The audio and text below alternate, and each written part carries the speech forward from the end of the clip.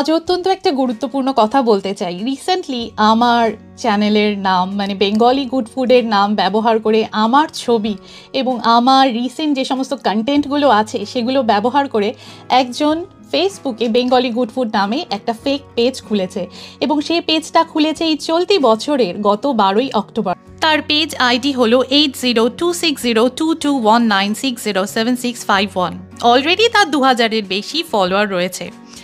আমি আমার ভিডিওগুলো আমার ইউটিউব চ্যানেল এবং ফেসবুকে বেঙ্গলি গুড ফুড নামে আমার যে পেজ রয়েছে, তো সেখানে যখন নিজের ভিডিওগুলো আপলোড করি তারপর সেই ব্যক্তি সেগুলোকে চুরি করে 13ই অক্টোবর থেকে তার পেজে দিতে শুরু করেছে। শুধু তাই নয়, তাকে যারা কমেন্ট করছে বিশেষ করে অস্ট্রেলিয়ার ভিসা বা কাজের জন্য, তখন সে তাদেরকে বলছে আমার মেসেঞ্জারে মেসেজ দেন। তো এই কথাগুলি এই জন্যই বলা, তার কারণ যে এরকমভাবে অন্যের ছবি অন্যের কন্টেন্ট চুরি করতে পারে, সে অনায়াসে লোককেও ঠকাতে পারে।